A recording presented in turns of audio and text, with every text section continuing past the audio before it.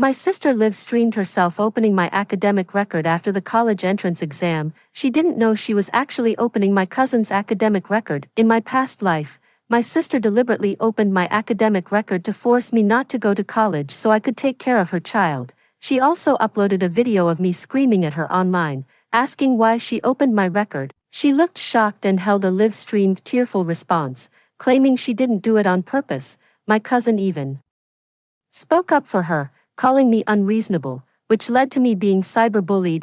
I gave up my chance to go to college as my sister wished and helped her raise her child for over a decade. When the child's father, Gu Beichuan, returned and discovered a child who looked exactly like him, he took me to a luxurious mansion to enjoy life. Then my sister stepped forward and told Gu Beichuan that she was the woman from that night. She was afraid I would interfere with her marrying into a wealthy family.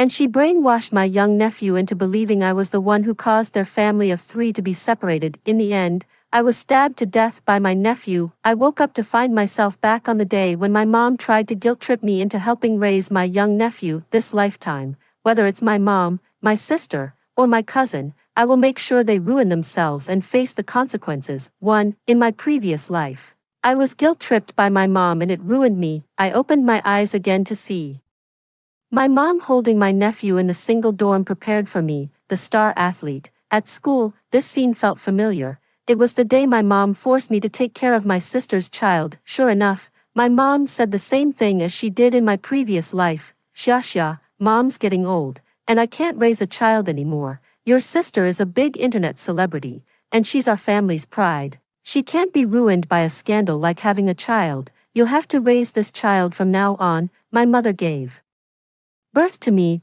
yet she never raised me for a single day. Despite this, she treated me as her personal property, believing she had the right to control my life. So, she thought it was perfectly reasonable to expect a recent high school graduate, who was about to start college, to raise a child. Just like in my previous life, I responded that I still had to go to college and couldn't take care of a child as expected. Just like in my previous life, my mother left the child at my feet and ran away. In my previous life, I couldn't bear to see the child crying, thinking he might be hungry.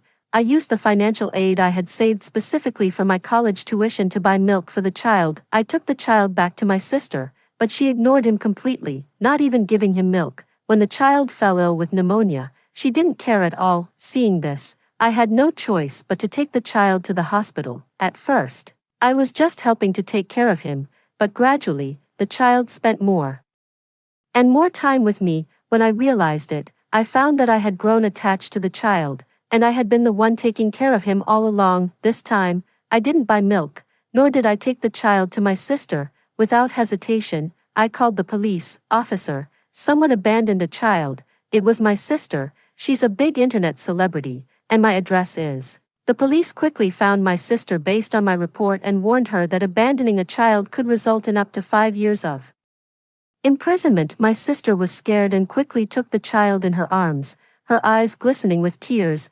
Comrade officer, I didn't intend to abandon my son. It was my mother who took him to visit his aunt. The police believed my sister's story and only let her go after giving her a stern lecture. My sister is a master of pretense. When the police were around, she acted meek and pitiful. As soon as the police left, she immediately turned furious and yelled at me. Lin Xia, you deliberately called the police to get me, didn't you?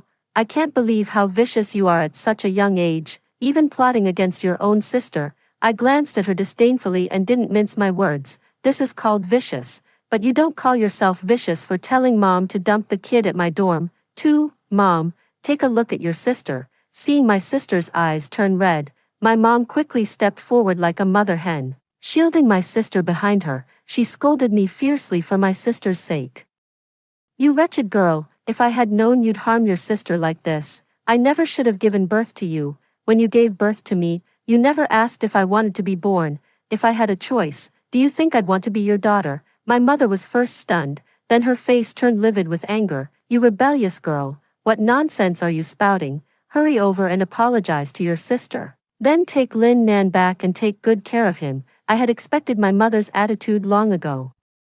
Who could blame her? My sister was the firstborn, so my mother gave her all her love, not a bit to spare for me. I was a top student, number 1 in my grade. but just because my sister was upset, my mother would ignore the strong opposition of the school teachers, pull me out of school herself, and go to my school to help me withdraw, if it weren't for the principal, who didn't want to lose a promising student, finding me personally and lending me 100,000 yuan to sever ties with my mother. I would have ended up digging coal in the construction site arranged by my mother. However, I am not sad or disappointed. In my previous life, I had already been utterly disappointed in my mother. I coldly asked, "What if I don't?" Hearing that I dared to defy her, my mother's eyes turned red as she glared at me. "I am your mother, and the blood flowing in your veins is mine. As long as you are my daughter for a day, you owe me for a lifetime. You must obey me. Now, I command you to take Lin Nan back to help your sister raise him." I frowned and retorted, "Ms. Jiang, don't you remember, you signed a severance agreement in front of the principal, receiving 10,000 yuan to cut all ties between us. You have no right to order me around." My mother was stunned on the spot, and my sister was frozen in shock for several seconds, without even raising an eyebrow. I walked straight past my sister and mother to the door of my mother's shop, then deliberately paused in front of Lin Tong. I bluntly stated, "Lin Nan isn't my child. Whoever wants to raise him can do so, at the very least. Ms. Jiang, to protect Ms. Lin Tong's reputation, you could choose to take Lin Nan with you, claim the child as your own, and raise him as your son. As for your family matters, I'll leave you to handle them." My mother was hysterical in her shop. "You heartless little wretch, ungrateful daughter, watch out or you'll end up like your dad, getting hit by a car." 3. Before my dad got hit by a car, my mom was also biased towards my sister, but since my dad was the only one earning in the family, he always felt guilty and would double his efforts to be good to me whenever he saw my mom being biased. So, while I didn't have my mom's love, I actually had a pretty good life when my dad was still alive. My dad was so good to me, always giving in to me, which is why I loved him so much. Today, my mom deliberately said something like that behind my back. She knows me well enough to hit where it hurts the most. And my expression visibly darkened. "You'd better figure out how to support Lin Nan first." With a cold expression, I left my mom's shop for good. A few days later, my sister convinced my mom to start causing trouble. My mom listened to my sister. She first posted online, and after the post gained traction, she used my sister's account to go live, where she tearfully recounted her story. "I am the one who posted that thread. My youngest daughter, still a high school girl, got pregnant out of wedlock without any sense of propriety. I worked hard to raise my youngest daughter, and I was looking forward to a peaceful retirement in my old age. Little did I know she got pregnant by some hooligan and dumped the baby on me to take care of. Her baby cries all the time. It's pitiful for a nearly 50-year-old woman like me to have to get up in the middle of the night to feed and change the baby. I can't even rest in my old age. If this continues, I'll fall apart." Recently, the doctor diagnosed me with osteoporosis, and I often have back pain. I'm old and really don't have the energy to take care of the baby anymore. I can only appeal to my youngest daughter through the internet to come back and take care of her own child. My mother even went out of her way to upload a video of her handing the baby to me, and when I refused to take it and walked away heartlessly, as evidence of me abandoning the child, afterwards, she cried and exaggerated her plight on major online platforms. And as the situation escalated, I was subjected to online abuse. This is the first time I've seen a daughter act like this. It's truly disgusting. I'm going to find out who this girl is and throw feces at her, for I've been cyberbullied for a week, and my mom found me. She was quite smug. "Now you know you were wrong, don't you? This is the result of your refusal to help Tong Tong with her child. But I did give you a chance. As long as you admit your mistake to me online and acknowledge that the child is yours, I'll speak up for you online." I was originally in the dorm studying, but when I heard my mom say that, I stood up. Lin Nan wasn't born by me, so why should I acknowledge that Lin Nan is my child? Mom, even if my sister was your firstborn, and you're biased towards her, didn't you ever pause for a moment before inciting netizens to cyberbully me and remember that I'm also your daughter? My mom was immediately rendered speechless. I walked straight past my mom, opened the door to my dorm, and raised an eyebrow, saying, "I can tell from your expression that you didn't. Fortunately, I no longer care about you, or I'd be heartbroken seeing you like this today. But that's not important. I'll say it again today. I won't take care of a child. If my sister decides to have Lin Nan, it's your business to raise him, but please, both you and Lin Tong, don't drag me into it. Also, this is my dormitory, my only sanctuary. Please leave immediately and take your things with you. It's not that I disregard family bonds, but the painful experiences of my past life have taught me that if I don't coldly refuse this time, my mother will cling to me like a leech until she achieves her goal of getting me to help raise her children. In my previous life, I worked so hard in my studies, starting from middle school, earning scholarships to support myself, all to escape my mother's control. I worked so hard to get into Tsinghua or Peking University. I was supposed to have a bright future, but in the end, my mother guilt-tripped me into taking care of a child. My nephew wasn't a good person either. I raised him, and instead of being grateful, he blamed me for keeping him from reuniting with his parents and stabbed me to death. This lifetime, I see my mother trying to use the same tactics as before to manipulate me. Unfortunately for her, I will absolutely not fall for it this time. 5. Shortly after my mom left, she quickly posted our conversation online. The situation has reversed. The child's mother isn't the younger daughter, but the older one. Why should the younger daughter take care of the older daughter's child? The older daughter is bad, and this mom is a bit unclear in her thinking. During dinner, my mom and sister saw the news and realized the public opinion had reversed. Both of them went crazy. My mom and sister came to my dorm specially, blocking the door, and started scolding me as soon as they saw me. Lin Xia, you actually recorded it. Lin Xia, I gave birth to you so you could help your sister, but now you're doing this. I knew you couldn't be relied on. I should have strangled you back then. I shouldn't have given birth to you. I gave a cold laugh. If my father were still alive, and you said this in front of him, he would definitely scold you, because he always said that once we are born, we are independent individuals, so I belong to myself, and I have my own independent thoughts. Even if you gave birth to me, once I was born, I became an independent individual. Whether I live or die should be my decision, not something for you to dictate. Also, I'm going to work to earn my tuition and living expenses. This time, step aside. Next time, don't block my path, or I can't guarantee I'll stay composed and not push you out of the way. My sister Lin Tong was so angry she was stomping her feet, glaring at my mother with gritted teeth. Mom, look at what your sister is saying. It's outrageous. She's completely disregarding family bonds. Do you think this is acceptable? My mom was so angry with me that her face was trembling. Your sister is right, Lin Xia, you're becoming more and more unacceptable. Go back and admit to the media that you edited the recording, and tell them that Lin Nan is your child. Only then can I forgive you. Forgive me. I pulled a cold smile. What have I done that you need to forgive me for? My mom has always been hot-tempered, and to keep me from slipping out of her control, she reached out to pinch my ear. 6. I dodged my mom's outstretched hand, pulled out my phone, found the live streaming interface, and started filming both my mom and my sister. Looks like you're not planning to listen. Well, I'll just drag you back myself. After all, I'm your mom, so I have every right to do whatever I want. Go ahead and twist my arm. You think I'm still a kid? If you dare to drag me back, I dare to live stream what you're doing. If we're going to lose face, let's all lose it together. My sister is an internet celebrity, and she was already controversial online because of my recording.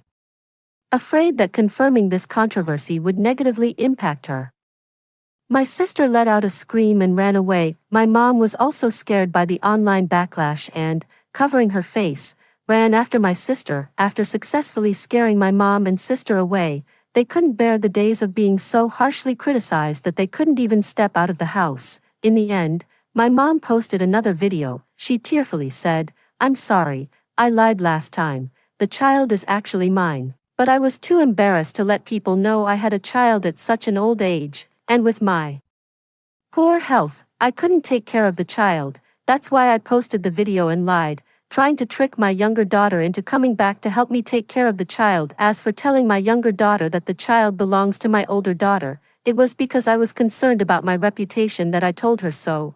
I never expected her to expose it like this. I now realize I was wrong. It was selfish of me, and I was in the wrong.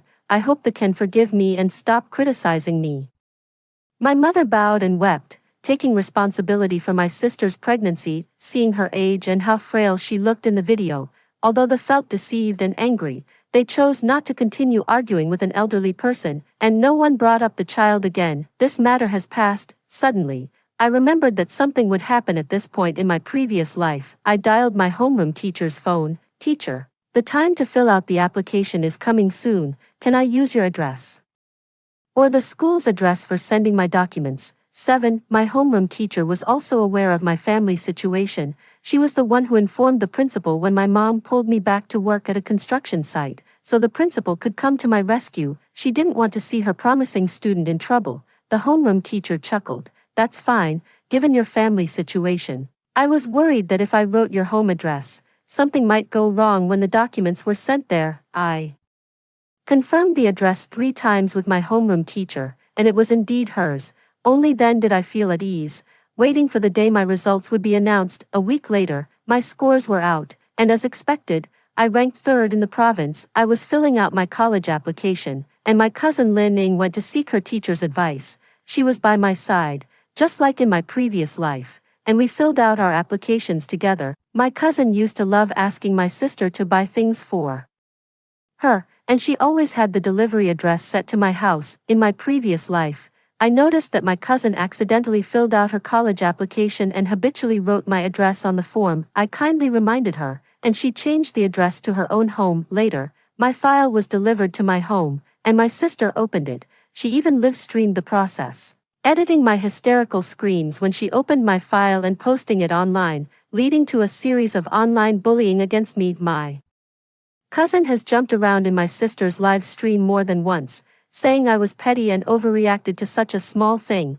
indirectly fueling the online bullying against me. This time, I didn't remind her about the wrong address. After finishing my application form, I handed it to the teacher and left school directly. The school notified me that they had sent the files for the students who had finished the college entrance exam. At the time, I even mentioned to my cousin that the files were about to arrive. On the day the files were delivered, I told Lin Ning that I was going to sneak back home. Lin Ning told my sister that I was coming back. Lin Tong is indeed a good sister. Knowing that I was coming back home for the documents, she deliberately flipped her hair and then grabbed her camera equipment to approach a file. Dear ranking brothers, you usually film singing and dancing, but today Tong Tong wants to film something different. My home, misled by me into thinking that the documents delivered today were mine. Lin Tong, seeing that I had really returned and entered the house, deliberately raised her voice in a contrived manner, shouting, "What's this? Let me open it and take a look,"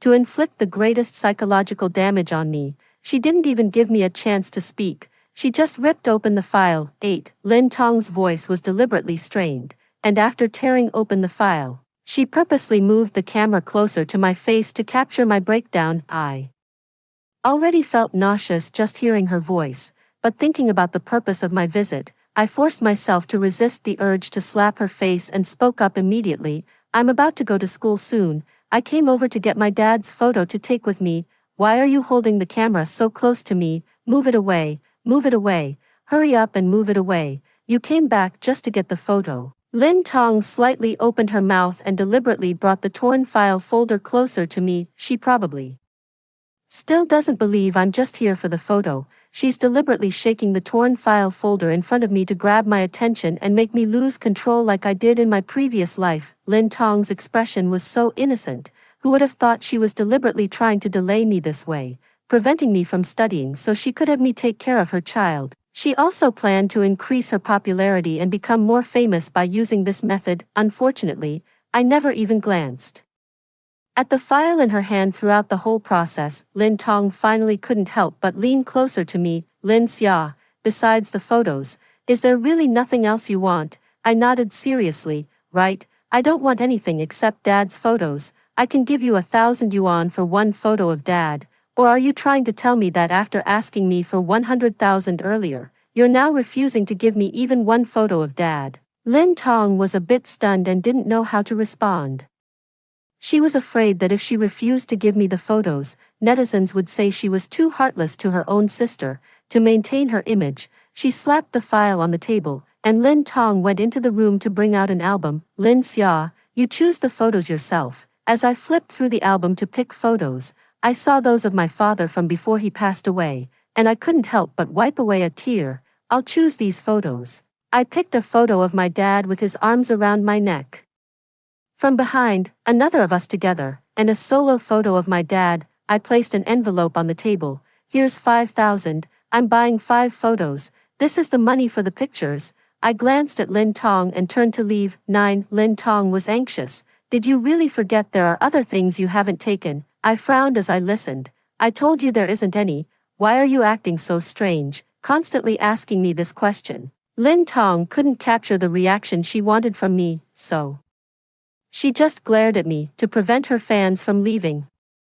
She had to continue broadcasting and dancing for the time being. I hadn't taken more than a few steps when Lin Ning remembered she had filled in the wrong address.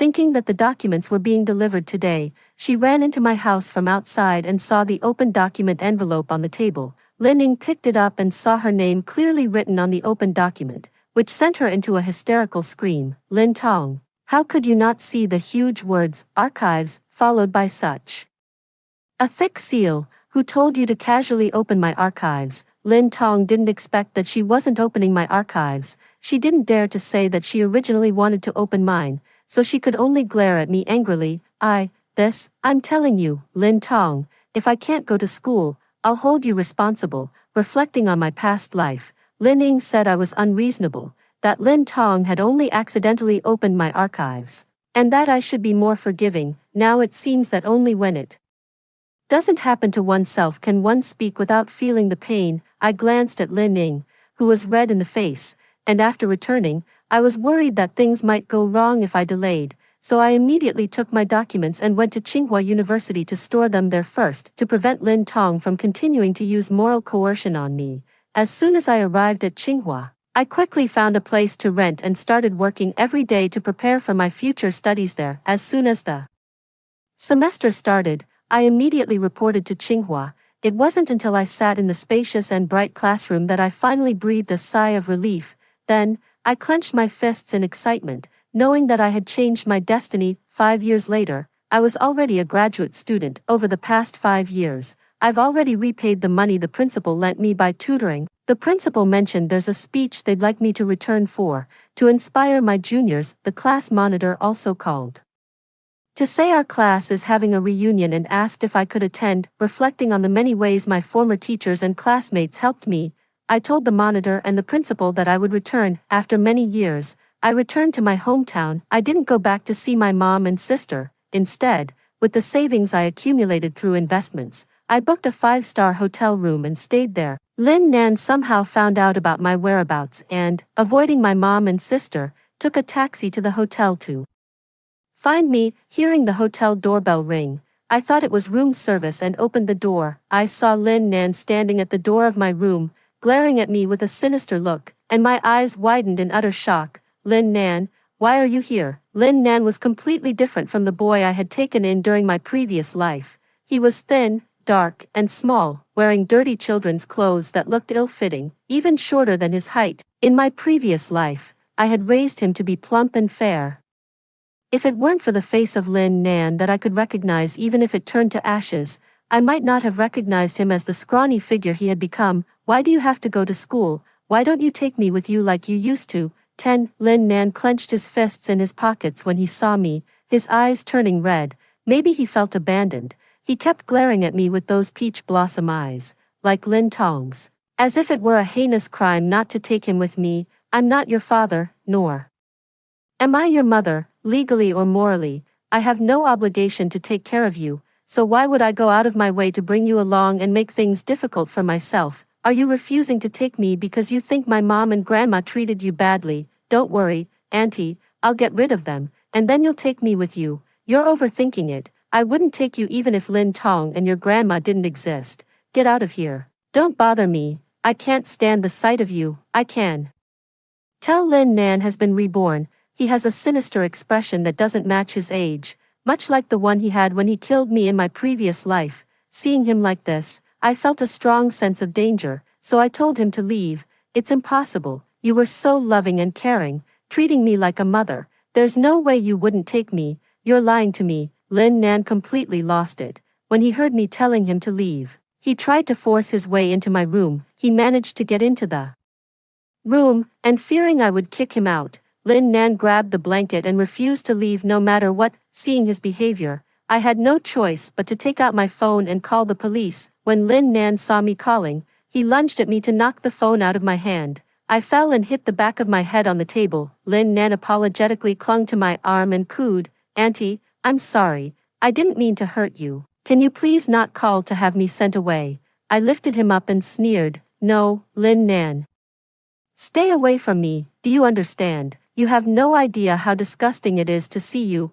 I made Lin Nan retrieve the phone and continue dialing. After calling the police, I also called Lin Tong and my mom. As Lin Nan was being taken away, he kept glaring at me with a fierce, resentful look. 11. I think I need to be careful. The next day, Lin Nan sat in the hotel lobby waiting for me to come downstairs. When he saw me, he gave me a childlike, innocent smile and sweetly called me Auntie. I pretended not to hear and ignored him as he waved to a taxi waiting nearby, planning to go to the hotel to attend today's class reunion. Lin Nan's face turned pale, but I didn't care how he reacted. A car pulled up in front of me, and I lowered my eyes, ready to get in. Lin Nan stepped in front of me, his arm blocking the car, and said, "Auntie, you used to care about me."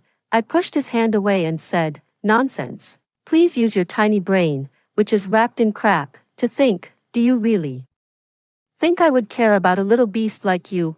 I didn't spare a glance for the defeated-looking Lin Nan and got into the car directly, worried that Lin Nan might get into trouble at the hotel and blame me.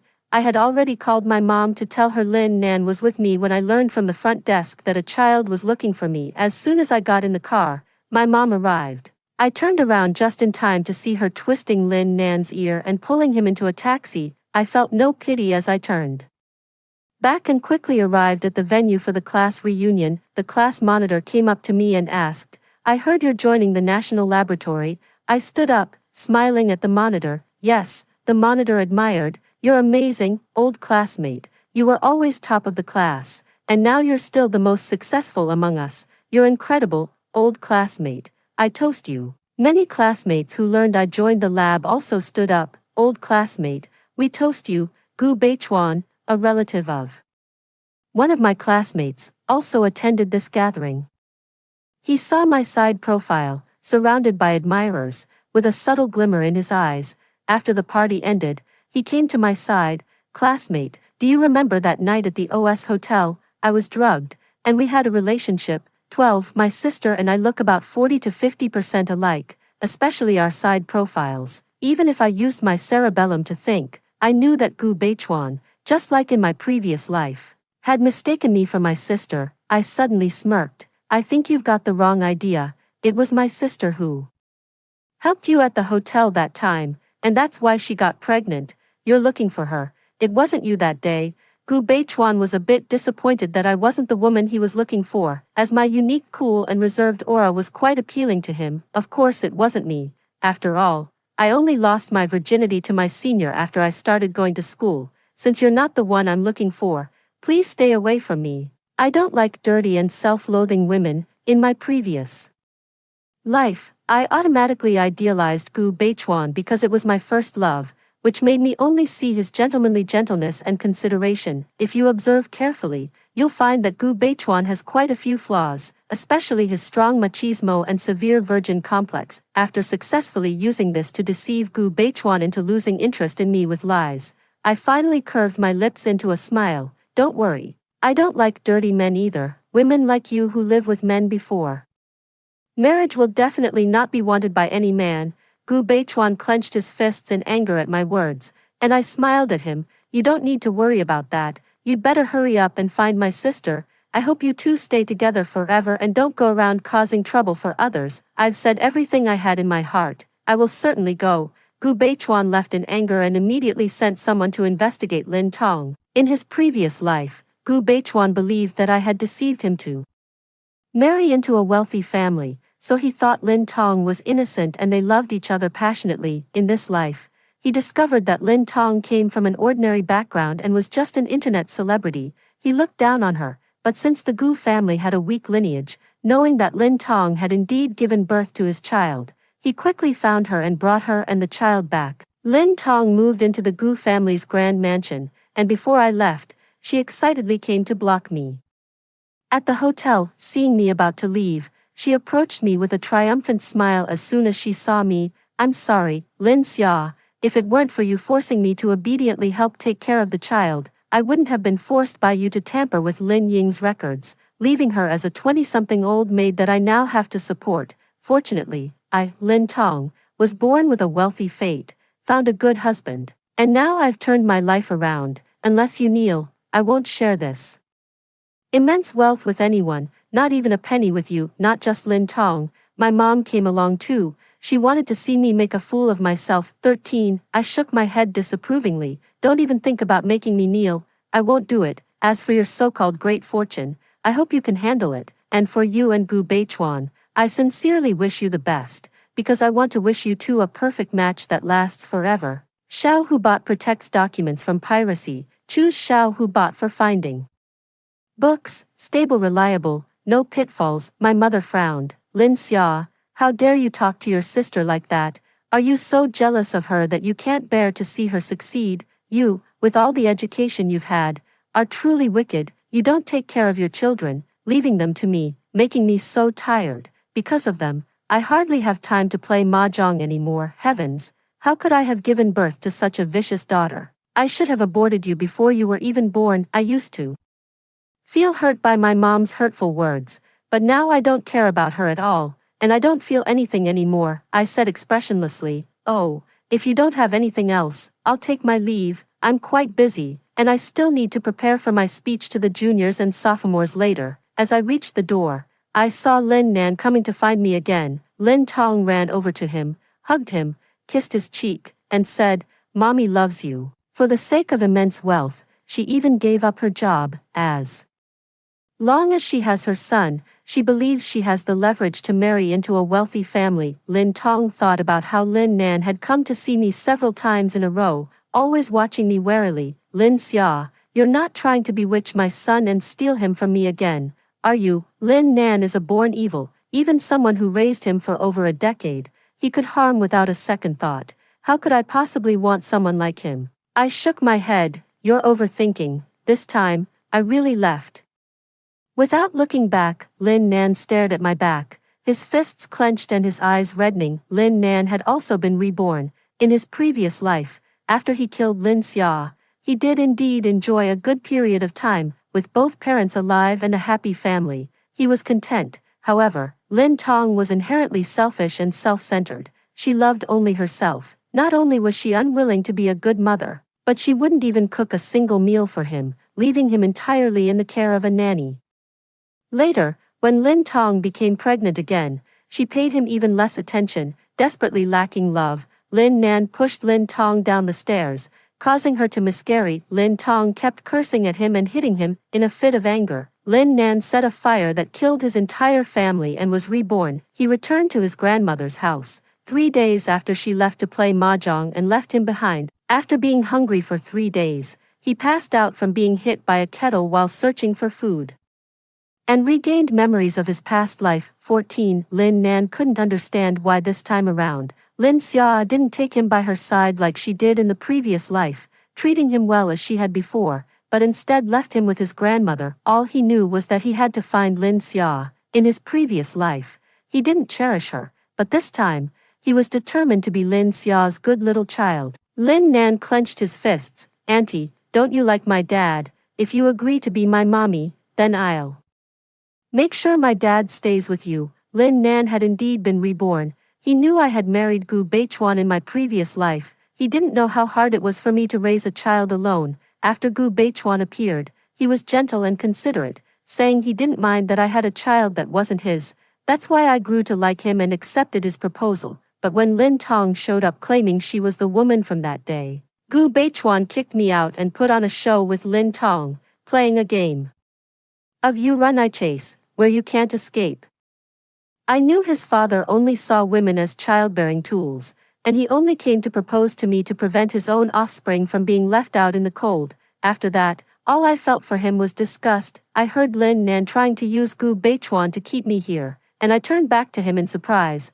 Please don't. Trash belongs with the trash can. Your dad and mom are a perfect match. You all should stay locked together and stop harming others. Lin Nan clenched his teeth, trying to come over to hug me and ask how he could keep me from abandoning him, but Lin Tong stopped him by hugging him from behind. Lin Tong glared at me with a look of pure hatred. Lin Xia, don't come seducing my son, I'm more afraid of being pestered by Lin Nan, so I ran away quickly. As soon as I reached the door, I ran into Gu Beichuan again. This time, he deliberately walked straight toward Lin Tong, put his arm around her waist, and gave me a greasy look to prove how charming he was. 15, I don't want to stay at this hotel anymore. The Lin family, with their bizarre behavior, keeps coming to bother me.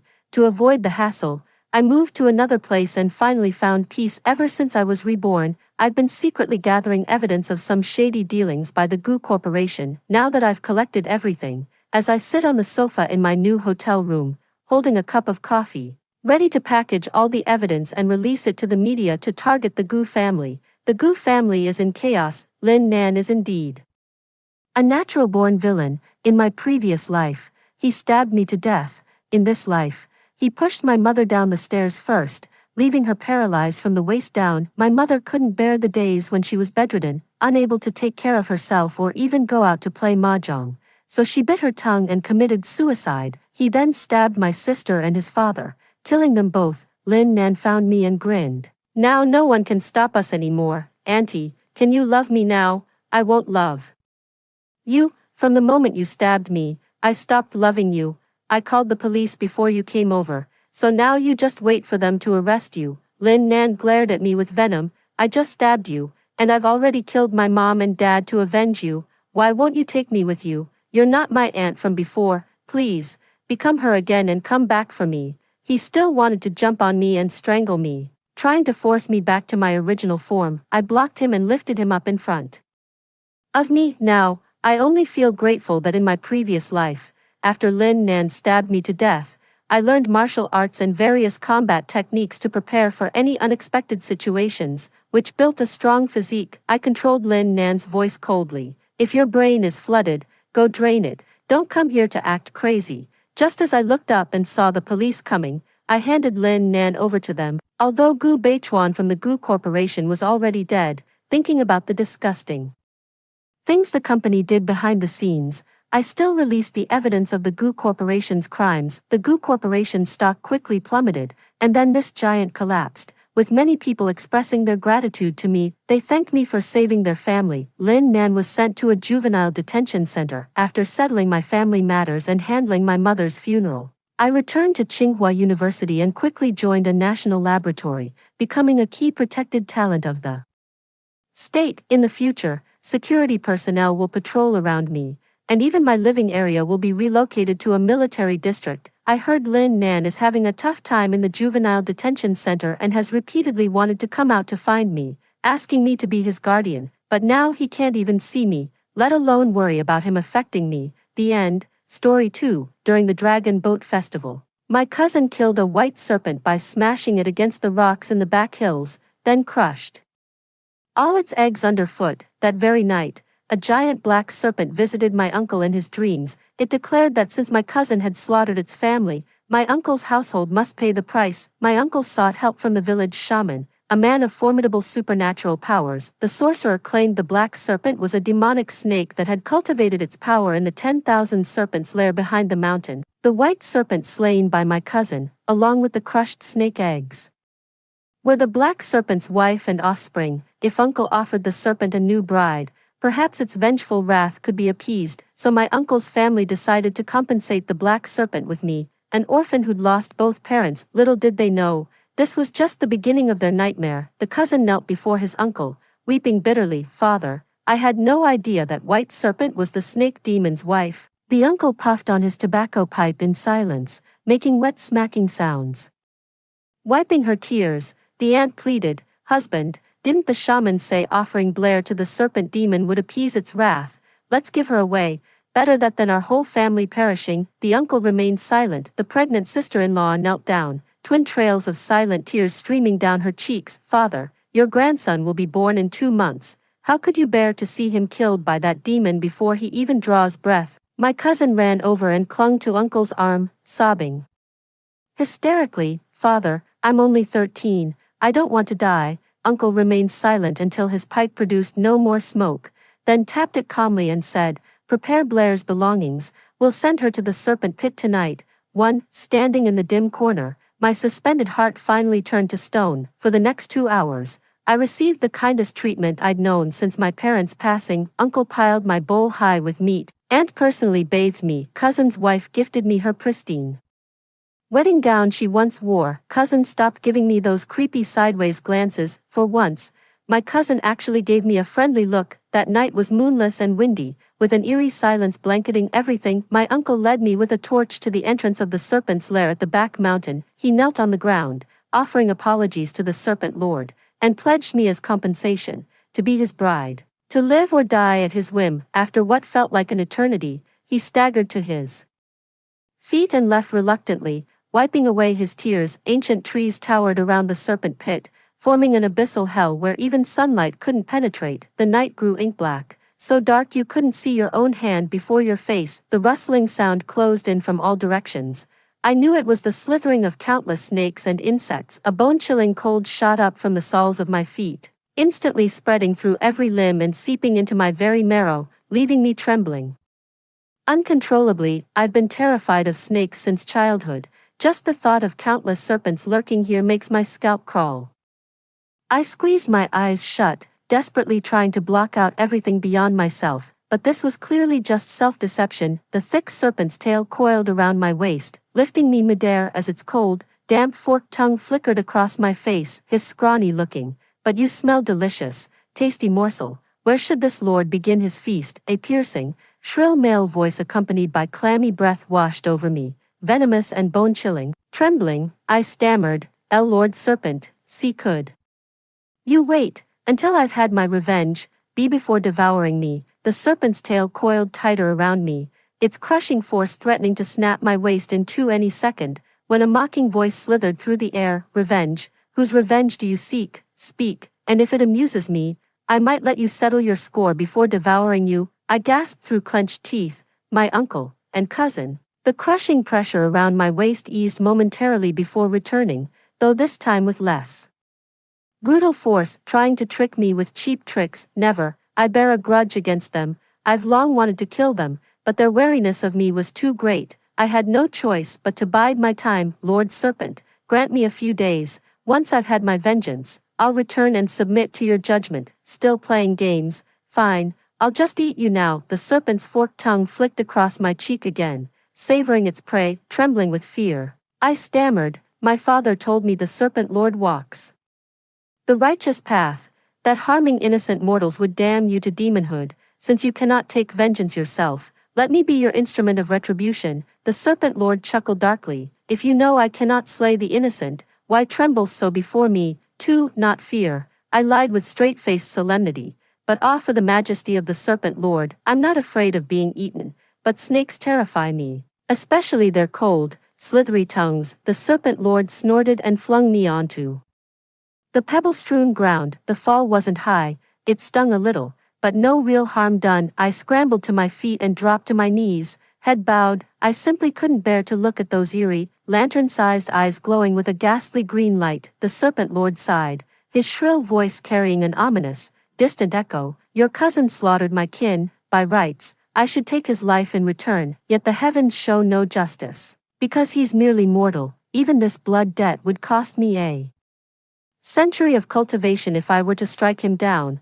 If you can eradicate your uncle's entire family within 3 days, I shall grant you freedom. Fail to wipe them out completely in this time, and regardless of how many you've slain, you'll still become my bride." The tone brooked no argument. 3 days was too brief, yet I dared not bargain. Kowtowing, I murmured, "My gratitude, serpent lord. Just let me slaughter that cousin and uncle. That's all the satisfaction I need." The descent was smooth, and I made it back to the village in less than half the time it took to climb up. I kept a low profile. The serpent lord had warned me the shaman was formidable and told me to stay cautious. My uncle's household was fast asleep as I slipped quietly into the courtyard. Standing by the window, I weighed my options and realized taking on both my cousin and uncle at once was impossible, so I held back. Now they're exposed while I remain hidden, allowing me to pick them off one by one. Uncle and aunt toil in the fields every single day. My cousin's a lazybones who can't sit still, He's always wandering off into the mountains for no good reason. I've decided to make my cousin the first target, partly because I hated my cousin most, and partly because he often wandered alone, just as I expected. The next day my cousin seized the chance while my uncle and aunt were working in the fields, grabbed his bow and arrows, and headed for the back hills. My cousin was extremely alert, so I didn't dare get too close, only following at a distance. Not long after entering the hills, he spotted a wild rabbit. Chasing after it, he ran straight toward a cliff. My cousin was no fool. Seeing the rabbit leading him towards certain doom, he instantly realized he'd been tricked and halted just 15 meters from the cliff's edge. I couldn't help but sigh in frustration. Damn vermin, how dare you mess with me? Don't let me catch you next time. My cousin spat in disgust, loosed an arrow at the rabbit, then turned back the way he came. At that very moment, I launched a stone at my cousin with my slingshot. This slingshot had been hidden in the mountains. I'd secretly practiced with it every time I went into the woods, dreaming of the day it would help me avenge my parents. Never did I imagine today would be the day it proved its worth. The stone shot straight and true, striking my cousin square in the left eye. He immediately clutched his face with a howl of pain, but he quickly suppressed the pain, looked up toward my hiding spot, and raised his bow. You bastard, I'll skin you alive today. True to his ruthless nature, my cousin didn't cower when blinded. It only awakened his innate brutality and bloodlust. My cousin advanced step by step. You coward, sneak attacking like a rat but too scared to show your face. You spineless bastard. I stayed perfectly still, remaining hidden behind the tree trunk. Got you now. Cousin Xing drew his machete and charged toward one of the trees. Blair, my cousin's blade struck the tree, only to realize he'd been tricked. It was just a piece of cloth hanging from the branches. Just as he was about to turn around, a black snake dropped from the branch and slithered right into his collar. Though the snake didn't bite my cousin, he was terrified out of his wits, frantically reaching inside his clothes to grab the venomous creature. Get the hell off me! I crept from behind another large tree, circled behind him, and smashed the rock in my hand straight into the back of his skull. Warm blood sprayed across my face. Ah! My cousin turned with a scream, reaching desperately for me as his body began failing, swaying briefly before collapsing like a felled tree. I knew I should have rooted them all out. My cousin closed his eyes forever, consumed by endless regret and hatred, his dead stare frozen in eternal resentment. With every ounce of strength, I dragged his corpse to the cliff's edge and kicked it over. Leaning against the tree, I sat numbly staring at my blood-stained hands. Though shaken to the core, I'd never regret this. My parents were both murdered by my cousin. My father was a traveling peddler who'd scraped together modest savings over the years, though never struck it rich. When I turned 10, Dad had saved enough to settle down and live quietly with Mother and me. My cousin was a gambling-addicted good-for-nothing, always short on cash. Seeing my father making good money, he kept pestering him for loans over and over. After too many requests, my father lost patience and refused to lend him any more. My cousin lashed out, swearing he'd get even with my old man one day. Dad thought it was just empty threats in the heat of the moment and didn't take it seriously. One day, my parents were robbed and killed by bandits on their way back from selling game in town. My uncle and aunt handled their funeral arrangements, then used adopting me as an excuse to seize our family's house and farmland, treating me like a servant. Though they treated me poorly, I was still grateful. After all, if they hadn't taken me in, my fate would have been far worse. But before long, I began noticing all sorts of oddities. My perpetually broke cousin who couldn't afford a wife suddenly got married. Uncle upgraded to a brand new pipe and premium tobacco. Even my younger cousin's sister splurged on fancy silk hair ornaments. To my horror, I saw my late mother's silver hairpin, the one meant to be my dowry, adorning my aunt's head. I often fidgeted with the dowry items my mother prepared, until one day I accidentally dropped and damaged that silver hairpin. Terrified as I was, neither parent scolded me.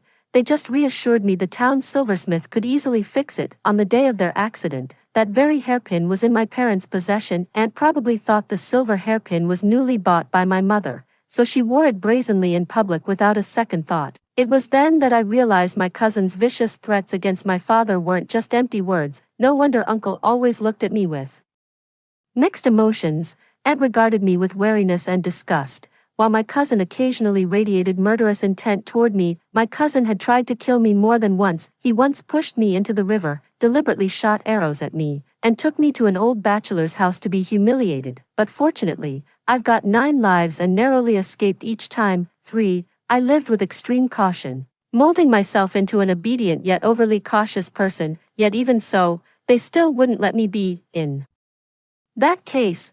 Blood demands blood. Looking down at Blakey the snake who hadn't left after completing its mission, I said with genuine gratitude, "Thank you, Blakey. Had it not intervened with my cousin at that critical moment, I might have killed him but certainly wouldn't have escaped unscathed." Blakey was an intelligent serpent that raised its upper body and cocked its head at me. I said with a laugh, "You're a clever snake. Keep cultivating your skills, and who knows, one day you might become a demon like Lord Serpent." I knew Blakey, just like the rabbit, was sent by Lord Serpent to assist me. Flattery will get you everywhere. Before throwing my cousin off the cliff, I stripped him of anything useful, a machete, a canteen, and 2 plain steamed buns. Before eating, I tore off a small piece and tossed it to Blakey. Blakey showed no interest in the steamed bun, prancing away with an air of disdain. I picked it up from the ground, blew off the dust, and ate it. This was the first time I'd tasted white flour buns since my parents passed away. So delicious. A full belly makes a strong worker. After wolfing down half the steamed bun, he tucked the remainder into his coat and immediately began setting traps on the spot. If cousin doesn't return soon, uncle and aunt are bound to come looking. All I need to do is wait for my prey to come to me. I left my cousin's bow and arrows by the cliff edge, then dug several traps along the path and set animal snares I'd scavenged from the woods. Finally, I scattered dry branches and leaves as camouflage. With everything prepared, I took cover behind a large boulder on higher ground to wait and rest. Uncle and aunt came searching at dawn, carrying torches and calling out as they walked, "My child, where are you?" Aunt's voice was clearly choked with tears. "Blaze, Blaze." Uncle seemed particularly angry. Soon they reached the spot where I'd set the trap. Uncle had an acute sense for the scent of blood. He stopped dead in his tracks, alert. "Wait, what are we waiting for? Our son is missing." The aunt lost her patience and stepped right into the trap,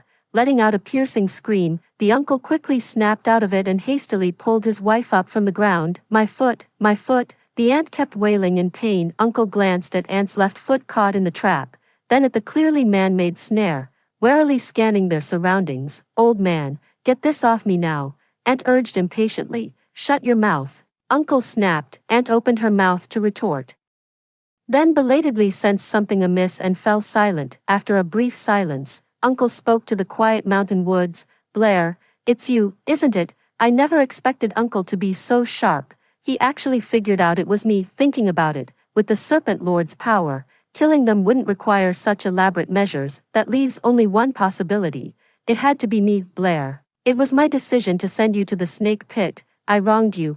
Could you please spare your cousin?" My uncle surveyed our surroundings while coaxing me with persuasive words. "I know you resent me, Blair. I'll take whatever punishment you give. I'll return your family house and pay you compensation. Just tell me where your cousin is, please." My aunt stared at the ground when she suddenly noticed some leaves covering long-dried bloodstains. "Dad, look, what's that?" Uncle followed aunt's pointing finger, then strode past the trap with long steps. He saw not just blood-stained leaves, but also that bloodied stone. Uncle's stooped frame froze for an instant before his knees buckled beneath him. "Girl, if you came for revenge against me, I'd have no complaints, but why target Blaze? He's my only heir." The uncle's mournful weeping now carried unmistakable hatred and murderous intent. I knew it.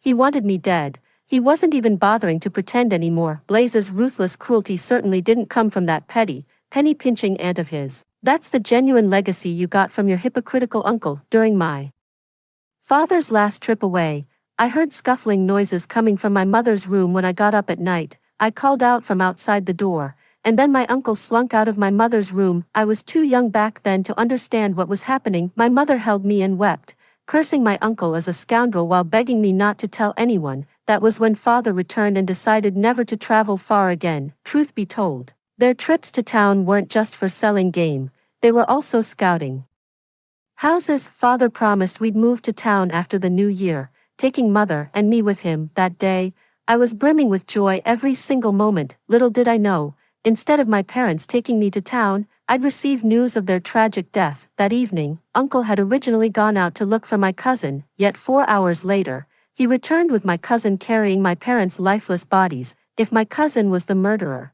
then my uncle was at least an accomplice. They all deserved to die. The uncle didn't wallow in grief for long. He took the bow from his back, nocked an arrow, and strode straight toward the boulder on the slope. By now, dawn was breaking across the sky. Damn my weak arms. I couldn't even draw Blaze's bow. Would have been perfect if I could just shoot him dead. When Blaze's mother realized I'd killed him, she collapsed wailing and cursing, "You goddamned worthless bitch. You murdered my son. I'll skin you alive." The aunt stood there cursing for a while before desperately prying open the trap, struggling to her feet and limping forward. She was probably searching for Blaze's corpse. Too bad she'll never find it, for the uncle quickly caught up, tossing his bow aside and reaching for the machete at his waist. "Uncle, over here," I shouted. Then as he turned around, I hurled the stone in my hand straight at his head. Caught off guard by my ambush from the tree, he stumbled backward in panic, his right foot landing squarely in the trap before he collapsed with a scream. I leapt down from the branches, snatched another stone from the ground, and flung it at him with all my might. He dodged just in time. The rock missed his head but struck his left hand, drawing another agonized scream. Though injured, Uncle was still a hardened laborer, far stronger and quicker than this half-starved girl. Weak as I was and wounded as he was, we fought to a standstill, neither gaining the upper hand. Hearing the commotion, Aunt abandoned her search for Blaze's body and scrambled toward us in panic. I dared not glance at Aunt's condition, for the slightest distraction would give Uncle the upper hand. This way, I'm surely dead today. At this life-or-death moment, Aunt had crept behind me, raising her cleaver, but the blade never struck. A black snake suddenly dropped from the tree, coiling around her head to blind her. The aunt frantically wrestled with the blacky snake. My blade struck my uncle's waist, draining his strength as he staggered and collapsed sideways. Just as I was about to finish him off, faint voices echoed from the mountain path. With no time to deal with them both, I delivered a final slash to my uncle and kicked the aunt down the slope before making a swift escape. I scrambled down the hillside in a panic, with my pursuer doggedly chasing after me. They kept shouting threats to kill me as they ran. Just as they were about to catch me, a massive swarm of snakes suddenly appeared in my path, gritting my teeth. I plunged straight into the writhing mass of serpents. The pursuers seemed thoroughly intimidated and didn't dare to follow any further. With no destination in mind, I kept running alongside the retreating serpent horde until we reached the serpent's lair. My previous visit had been at night, but this daylight exposure made the sight far more overwhelming. Every conceivable surface, trees, ground, cliff faces, teemed with snakes of every variety. They slithered along, occasionally flicking out crimson forked tongues, staring at me with unblinking intensity, as if eyeing a prime cut of meat. Sunlight seemed trapped above the treetops, leaving even this sweltering day permeated with a bone-chilling gloom. The soaked clothes clung to my skin, every pore saturated with an endless, creeping cold. "Blair, you've only killed 2 people." From the stone cavern came the Serpent Lord's signature shrill voice, slimy, sinister, like viscous venom that completely enveloped my body, shivering uncontrollably from the cold. I still tried to bargain for my chance. "Lord Serpent, the 3-day deadline hasn't passed yet. I still have time." The Snake Lord scoffed. "The shaman's already onto our deal. If you go back to the village now, you'll be turned into a pincushion before you even set foot inside. But they're probably using your aunt as bait, just waiting for you to walk right into their trap." I was completely speechless. The one I most wanted dead is already dead. Whether my aunt lives or dies doesn't particularly concern me. Having lost both husband and son, life holds little joy for her now. "In that case," the Serpent Lord drawled with unyielding authority, "you shall honor our agreement and become my bride." The word "no" rose instinctively to my lips, but I remembered this was a pact I'd made.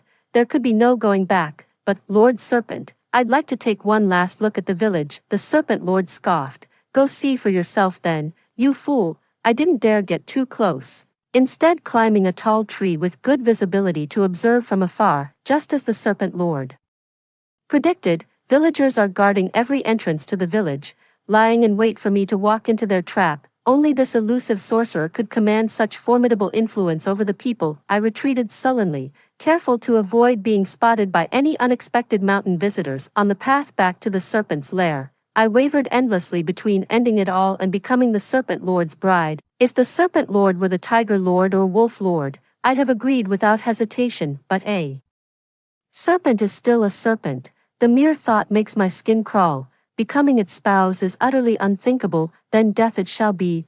After all, I've already slain the one I most wanted dead. By the time I resolved to end my own life, I'd already reached the outskirts of the serpent abyss. As I rounded the final corner, I saw the serpent's lair engulfed in raging flames, with the pungent stench of sulfur assaulting my nostrils. The ground was littered with mutilated snake carcasses of every kind, a truly spine-chilling sight. Someone attacked the serpent lord. Who would dare? My first instinct was to investigate, but then it occurred to me that whoever attacked the serpent lord might still be there, so I withdrew my outstretched foot. I cautiously took 2 steps back, and just as I was about to turn away, something fell from above. Instinctively, I raised my hands to catch it. It was the same Blakey snake that had helped me earlier, now gravely injured and barely clinging to life. After a moment's hesitation, I mustered my courage and tucked it into my robe. I didn't dare stop, pushing deeper into the dense woods until nightfall completely enveloped the forest.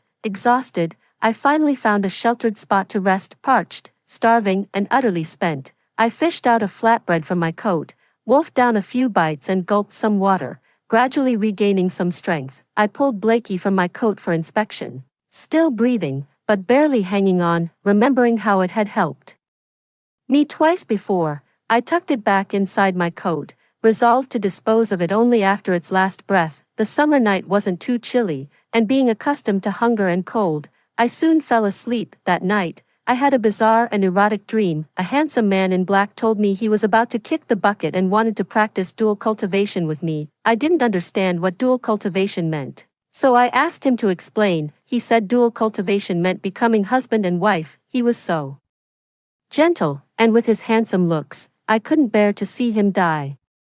So I agreed in a daze. The dream felt incredibly real, but I forgot every bit of it the moment I woke up. The next morning, I woke up refreshed, stretching lazily when suddenly I felt an icy chill in my chest, like I was carrying a block of ice. A sudden realization hit me.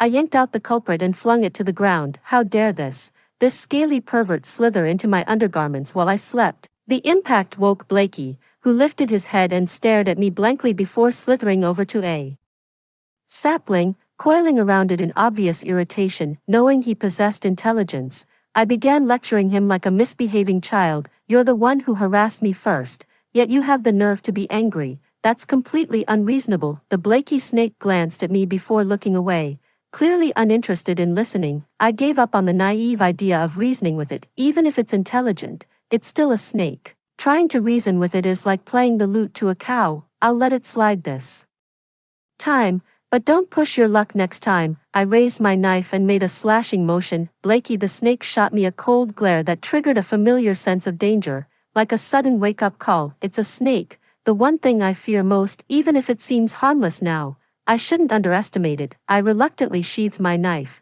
staring blankly at the endless expanse of mountains. Will I even make it out of here alive? And even if I do escape, where would I belong? Blakey, which way should we go? The snake. Blakey paused, slithered down from the tree trunk, climbed up my leg, and coiled around my left arm, its tiny head pointing southwest. Trusting Blakey's judgment, I moved forward in the direction it indicated. When thirsty, I drank from the stream. When hungry, I foraged for wild berries. Ever since I mastered fire making, Blakey would occasionally bring back rabbits or pheasants during my breaks. Blakey's wounds gradually healed, yet it still insisted on coiling around my arm. 5. I must admit, familiarity breeds comfort. After spending these days together, I've grown accustomed to Blakey's touch. Every night, I'd share intimate moments with that man in black within my dreams, only to forget everything upon waking. Despite roughing it through the journey, I grew increasingly energetic. My complexion even improved miraculously, defying all logic. After about half a month navigating treacherous swamps under Blakey's guidance, we arrived at a place straight out of fairyland. Lush greenery stretched beneath birdsong and floral scents, where crystal-clear streams meandered through the landscape. I waded into the stream and washed my face with refreshing delight. Blakey slid off my arm and began following the current downstream. Having long considered it my sole companion, I hurried after it downstream in desperation. After about 15 minutes, we reached the stream's end, a bottomless lake stretching before us. Without hesitation, Blakey swam straight into the lake, afraid it might leave me behind. I anxiously called out, Blakey. Blakey glanced back at me before slowly sinking beneath the surface. Was it abandoning me? I slumped onto the grass and wept helplessly in despair. Moments later, Blakey resurfaced. It tossed me a massive grass carp coiled in its serpentine tail, shot me a disdainful look, then submerged again. As the carp tried to flop back into the lake, I snapped out of my melancholy and quickly pinned it down. I gutted the grass carp with my knife, then built a fire to roast and eat it. With my stomach full, I realized my sorrow had eased, and I curled up by the lakeside to sleep. In my dreams, the man who'd been my husband for half a month reappeared, looking exasperated as he said, I'm recovering at the bottom of the lake. Wait for me. About a month. This time, I didn't forget the dream. Now I understand everything. The husband in my dreams was Blakey. And Blakey is the Serpent Lord. Strangely, I don't dislike him anymore. When he said, wait for me, my heart leaped with joy. When I woke the next morning, I was covered by a massive snakeskin shed, which I instinctively threw off in shock. The next moment, I remembered this was Blakey's hide, so my fear subsided and I quickly picked it back up. Nearby lay a simple dress crafted from shed snakeskin. Glancing at my tattered rags of clothing, I decided to wash up before changing, but first, I needed to catch a fish from the stream to fill my belly. The thought had barely crossed my mind when a huge grass carp leaped from the lake, landing right at my feet. Delighted, I scooped up the fish and called out to the lake, thank you, Blakey. Ripples disturbed the mirror-like surface before quickly settling back into stillness. After the meal, I stood in the stream to wash my hair and body. Sunlight danced on the water's surface, scattering dazzling sparkles that took my breath away. The lake behind me rippled gently until I put on the snakeskin suit. The grass felt wonderfully soft beneath my bare feet. Living here like this wouldn't be so bad after all. 3 fish leap from the lake every day without fail, morning, noon, and evening. With nothing better to do, I'd spend entire days sitting by the shore, watching the water's surface. Sometimes I'd wander away from the lake to forage wild berries. A pleasant change of pace. Blakey no longer visits my dreams, but knowing he rests beneath the lake brings me comfort. 27 days passed in the blink of an eye, just 2 or 3 more days until I see Blakey, and I'm growing more impatient by the minute. On the morning of the 28th day, I suddenly jolted awake from my sleep, bolting upright to find myself face to face with a silver-haired old man. Is that Blakey? Coming out early is one thing, but why'd you turn into an old man? No way, you're lucky to be alive. Having caught his eye, the old man said coldly. I froze in my tracks. That voice, I knew it well. It was none other than the great sorcerer. The sorcerer came to our village 5 years ago. Skilled in both medicine and divination, he earned the villagers' reverence as the great sorcerer. I've seen him a few times, but he never showed his face properly, so I don't know what he looks like. I stumbled backward in fear, my right hand reaching for the machete hidden beneath the snakeskin blanket, when suddenly an invisible force froze me in place. The sorcerer gave a kindly smile. Little one, I mean you no harm, just bring Zephyr out, and I'll let you go. I stammered. We're just passing acquaintances. I'm not that important to him. The sorcerer's pupils slid into crimson vertical slits, his voice growing increasingly sinister. Zephyr values loyalty above all. He'd even protect his mother's reincarnation. As his wife, he'd never abandon you. Zephyr's mother's reincarnation, the white serpent, exactly, that's how it should be. Uncle said the black serpent claimed in a dream that his cousin murdered his family. The shaman declared the white serpent and serpent eggs were the black serpent's wife and offspring. He deceived our uncle. My gut tells me a sorcerer must have been behind my cousin killing the white serpent. What's his real motive? To force Zephyr into murder. Why are you trying to harm Zephyr? That's none of your concern. Since you refuse to talk, don't blame me for what comes next. The sorcerer gripped my throat and shouted at the lake. Zephyr, if you don't show yourself by the count of 3, I'll kill your wife. 3, 2. A massive black python emerged from the lake bed, its enormous eyes glowing with an eerie green light as they fixed unblinkingly on the sorcerer. 2 prominent bulges had formed on its head, as if horns were about to sprout. The sorcerer showed no fear, letting out an arrogant laugh. On the verge of draconic transformation, Zephyr, you truly are formidable. Zephyr, fighting would leave us both crippled. Share half your core with me, and I'll release her. With your talent, you'd recover in about 5 centuries. Zephyr wavered, then gave a hesitant nod. My heart Burned with urgency, my cousin's experience taught me, when you weed, you must pull up the roots. The sorcerer would never let either of us leave here alive. How can a serpent demon be this stupid? Zephyr, if you share half your core with him, today will be the death of us both. Silence. The sorcerer did something to me.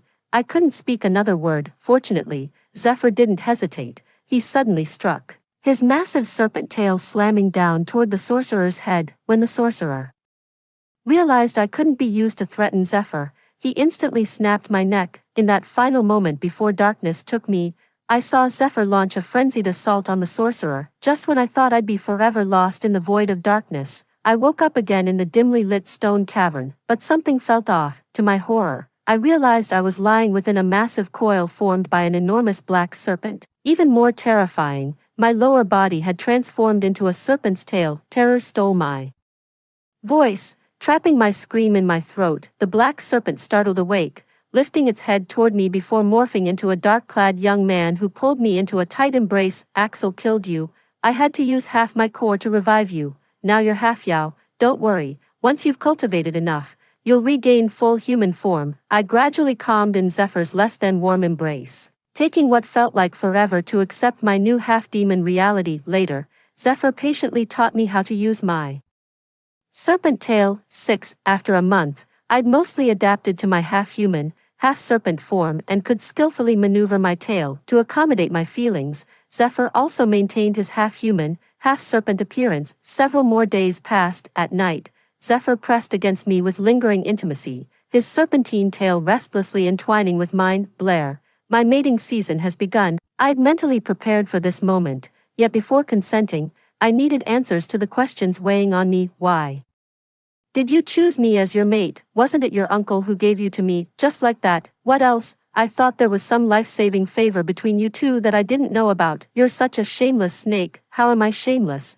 Zephyr grumbled discontentedly. I just fell for you at first sight. I remained skeptical of this answer. Zephyr side story. Axel and I were brothers hatched from the same clutch of snake eggs. At first, we practiced our cultivation together with diligence. Later, Axel grew impatient with the slow progress and turned to dark arts, feeding on human life essence to accelerate his cultivation. Our paths diverged when our principles became irreconcilable. Feeling lonely in my solitary cultivation, I sought out the white serpent that carried my mother's reincarnated soul. I tried guiding the serpent onto the path of cultivation, but lacking any innate talent, our efforts came to nothing. Axel, having committed countless evils, faced divine retribution. Not only was he grievously wounded, but heavenly lightning shattered his core. Unwilling to accept his impending demise, he came to me for help, demanding half of my core. I naturally refused. Undeterred, Axel remained in the village as a sorcerer, winning over the villagers while plotting to steal my inner core. The day of the Dragon Boat Festival was when I was at my weakest. Axel incited Blaze to kill the white serpent in the back mountains while personally keeping me occupied. He tried to use the white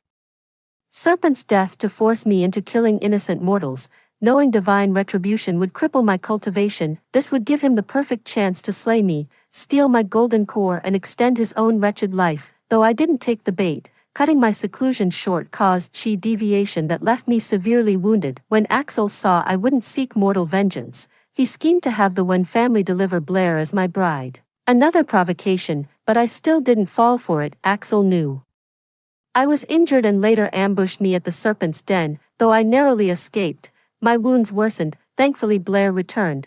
She didn't abandon me and help me flee. I just knew she had feelings for me, but my injuries were too severe. I was on death's door. To cling to life, I had no choice but to lure her into spiritual cultivation with me in dreams. Later, Blair asked why I chose her to be my wife. I told her it was love at first sight. She seemed skeptical, but I genuinely fell for her at first sight. Though it was our first meeting, I felt like I'd been waiting for this moment forever. Story 2. On the day before the end of the world arrived, I heard my husband's inner thoughts. I was actually reborn. In my previous life, it was because I didn't expect this heavy rain to last so long, so I didn't let my wife hoard supplies, which led to our whole family starving to death in the apocalypse. In this life, I must survive. As for this bitch, I can just take this opportunity to kill her, and then the house will be mine. My husband secretly came up with the idea of getting rid of his wife and keeping the house, But he didn't know that I learned about his entire plan through his inner thoughts. What he didn't know even more was that my parents had also privately bought me a house in the building next door. In this life, I want to watch this scumbag set himself on fire. 1. I was binge watching a drama at home on the weekend. When I was deeply engrossed in it, my husband, who was sleeping on the sofa, suddenly sat up with a start. I looked at him in confusion. The next second, his voice came to my ears. What's going on? Didn't I already die? I didn't delve into what he meant by that sentence because I discovered something even weirder. That was that my husband didn't open his mouth the whole time, but that voice was clearly my husband's. Before I could think carefully, that voice continued. December 15th, isn't this the day before the end of the world? I was actually reborn. Reborn to the day before the end of the world. Great. In my previous life, it was because I didn't expect this heavy rain to last so long, so I didn't let my wife hoard supplies, resulting in all 4 of us in our family starving to death in the apocalypse. In this life, I must take my parents and survive in this apocalypse. As for this bitch, I can just take this opportunity to kill her, so that the house will be mine, after the heavy rain passes. I can live as freely as I want. I looked at the man in a trance in front of me in disbelief. And my heart grew colder and colder. To verify whether I could really hear my husband's inner thoughts, I tentatively said, "Husband, I saw in the weather forecast that there will be a heavy rain tonight. I don't know how long it will last. How about you go to the supermarket and buy some things back?" When he heard my voice, Conrad came back to his senses and turned to look at me. Then, that voice sounded again. In my previous life, the weather forecast showed that there would be a heavy rain at 10 p.m., but in fact, this heavy rain will start at 7 p.m. and last for more than 3 months. I can take advantage of this information gap and let this bitch hoard all the supplies for us before 7 p.m., and then use the excuse that there are still 2 hours left to keep her in the supermarket. When the heavy rain starts, she will definitely not be able to make it back. Thinking like this, a smile appeared on Conrad's face, and he said, "Wife, I don't have any money on me, and you know that I caught a cold a few days ago. If I go out in such cold weather, I will definitely get a fever and get sick. It's only 4 p.m. now. Didn't the weather forecast say that the heavy rain will start at 10 p.m.? How about you go and buy the things, wife? If you can't carry them all at once, you can make 2 trips, one at 7 p.m. and one at 10 p.m. After hearing his words, the hope in my eyes completely faded away. He really hoped that I could die in this heavy rain. Since he is so heartless, don't blame me for being ruthless. I didn't really like this man when I chose to marry Conrad. I just simply took a fancy to his face and thought that although this man achieved nothing, at least he had a good-looking face and was also nice to me. Although my parents had opposed it, they agreed under my repeated insistence, and in order to support me and prevent me from being bullied in my husband's family, they took the initiative to cancel the betrothal gift and also bought a wedding house for us. Of course, it was written in my name, but unexpectedly, Conrad's parents were still not satisfied.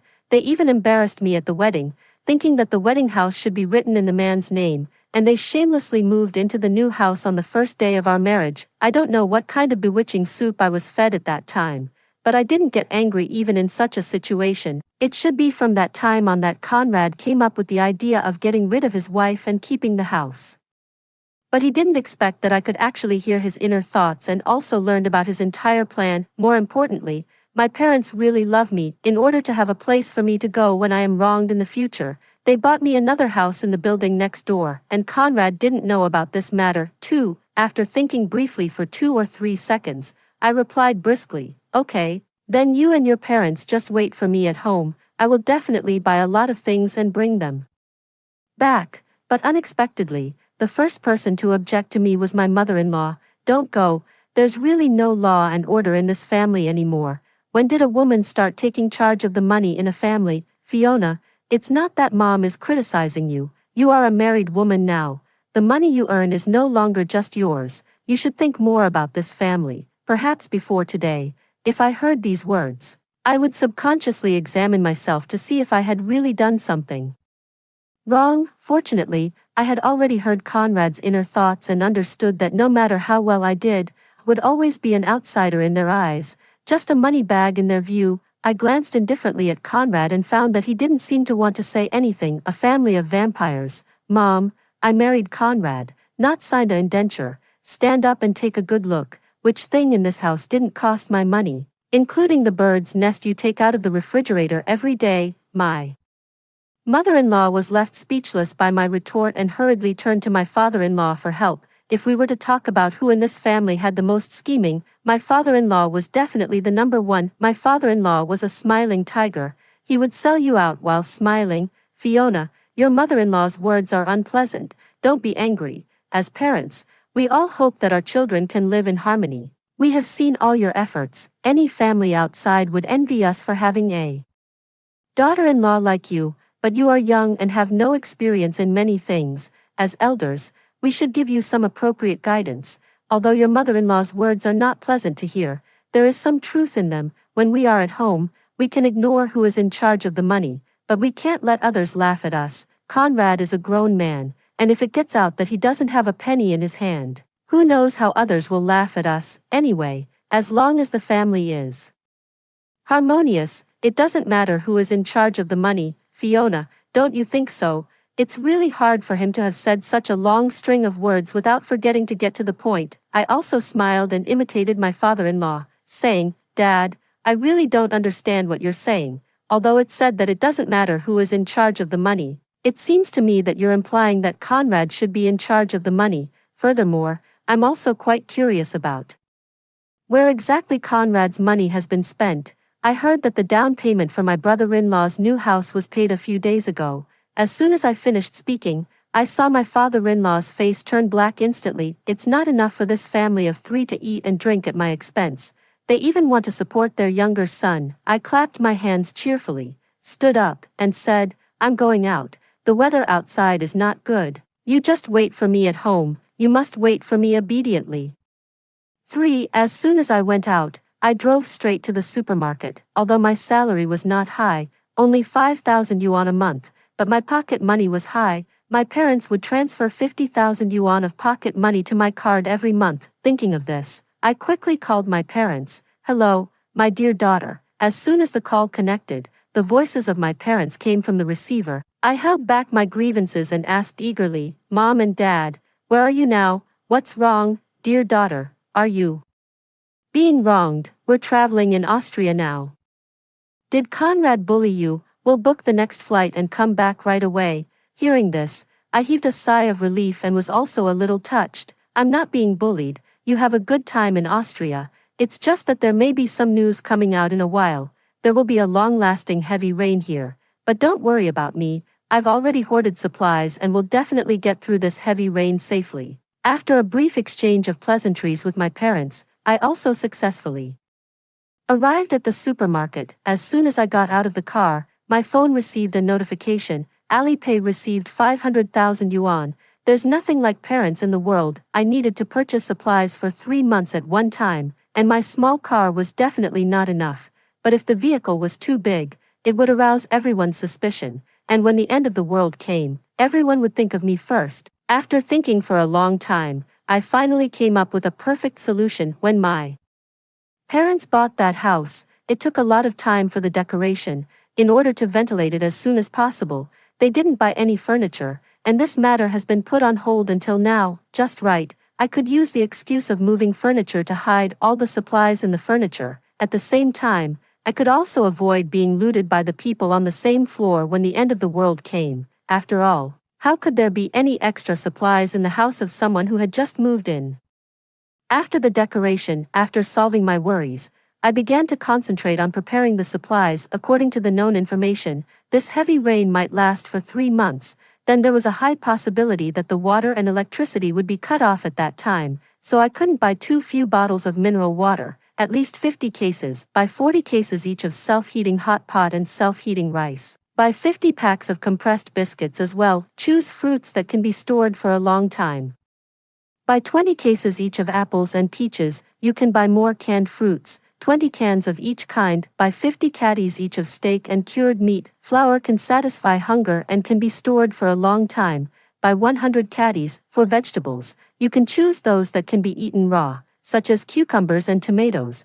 Buy 10 caddies of each. You can also buy some snacks like potato chips, milk, chocolate, and bread. Next, I still needed to buy daily necessities, buy 50 packs of toilet paper, 40 packs of sanitary napkins, 10 packs of salt, 5 packs of brown sugar, 300 warming patches, 100 garbage bags. Some commonly used medicines were essential, such as cold medicine, ibuprofen, disinfectant, anti-diarrheal medicine, vitamins, and so on. Buy more lighting equipment and lighters as well. They will be useful at critical moments. Buy 100 power banks, which will be convenient for me to watch the downloaded TV dramas. Buy 50 batteries of each model as well. In addition, in order to deal with the worst case scenario and protect my personal safety, I also needed to buy some self-defense items. Buy 5 bottles of anti-wolf spray, a toy gun, 2 kitchen knives, 5 fruit knives, and a saw. After purchasing these things, I went to the flower and bird market and bought several pots of soil and several packs of seeds. In the later stage, the fruits and vegetables would definitely go bad, and I could only rely on growing them myself. After packing these things together with the furniture, I contacted a cargo transportation service, for, by this time, it was already 6:30 p.m. Conrad had already called me several times, but I was too busy to answer. As soon as I picked up the phone and called him back, the next second, his urgent voice came from the receiver. "Wife, it's almost 7 p.m., why haven't you come back yet? If there are too many things, you can bring back part of them first." I was unhurried and said slowly, "Husband, don't worry, I'll come back after buying some more fruits. Don't come out since you have a cold." "Okay, then hurry up." In order to hide my tracks, I bought a set of clothes in the mall, changed into them, put on a wig, sunglasses, and a mask, and took a taxi back to the community. At 6:50 p.m., I arrived at the community, and at the same time, all the furniture was moved into the house. After telling the truck driver to go home quickly, I lay comfortably on the sofa, ding-ling-ling. I answered the phone. Before the other side could speak, I took the lead and said, "Husband, the car is out of gas, and there are still a lot of things in the car. Can you drive to pick me up?" There were a few curses from the other end of the phone. A few seconds later, Conrad's voice came again. "Wife, it's too late. You should take a taxi now and pack as many things as you can. I'll pick you up downstairs in the community." I sneered in my heart, but on the surface, I still answered obediently, "Okay, I will definitely come back with the things as soon as possible. Husband, you must wait for me." After hanging up the phone, I raised my eyes and looked out the window. The gloomy dark clouds were pressing lower and lower, as if I could touch them with a wave of my hand. The last ray of sunlight was also covered by the dark clouds, and it was clearly a sign of an impending storm. There were still 5 minutes. The whole world had already fallen into a grayish gloom, and the temperature began to drop sharply. There were still 4 minutes. The window glass was covered with a layer of mist, and the wind began to howl. There were still 3 minutes. The outside world was already in chaos, with all kinds of garbage and plastic flying around. There were still 2 minutes. The phone rang suddenly, and it sounded particularly ethereal in the silent room. There was still 1 minute. The unanswered phone rang tirelessly over and over again, and the passionate drumbeat struck someone's heart. After a long time, the person on the other side finally gave up, and the drumbeat that had reached its climax suddenly stopped. At the same time, a drop of water ran down the glass window. The long-accumulated heavy rain finally arrived. 5. Taking advantage of the fact that there was still hot water, I took a comfortable hot bath. Then, I filled all the containers in the house with water. By the time I was almost done tidying up, I was already starving. I didn't know when the water and electricity would be cut off, so in the early stage, I would eat up all the things that needed to be cooked first. At 10 p.m., while eating the fragrant steak, I used a tablet to open the surveillance video of the camera in the living room at home. To my surprise, there were quite a few foods placed on the living room table. Conrad's voice came clearly to my tablet through the camera. "It's all that bitch's fault for being too slow. She spent so much time and didn't bring anything back." Fortunately, I realized it was too late and quickly went to the convenience store downstairs to buy some things. Otherwise, we'd all starve to death. Although there aren't many things, if we save a bit, we should be able to get through 3 months. It's good that that bitch is dead. In the future, her money and house will all be ours. Hearing this, my mother-in-law's face was wrinkled into a mask with a smile. I've already called Cyrus and asked him to stock up on more things at home. As long as we get through these 3 months, we'll enjoy endless happiness in the future. Looking at their harmonious family appearance, I calmly curved the corners of my mouth. Just wait a little longer, a bigger storm is coming soon. Early the next morning, everyone who woke up from their sleep saw such a scene. The roads in the city had already been flooded by rainwater, all kinds of garbage and dead animals were floating in it. However, the heavy rain was still falling, the dark and oppressive sky weighed on everyone's heartstrings. The residents on the first floor had already moved their things and moved into the corridors of the higher floors. No one could tell how long this heavy rain would last. I turned on the TV, and the news channel was reporting on this heavy rain.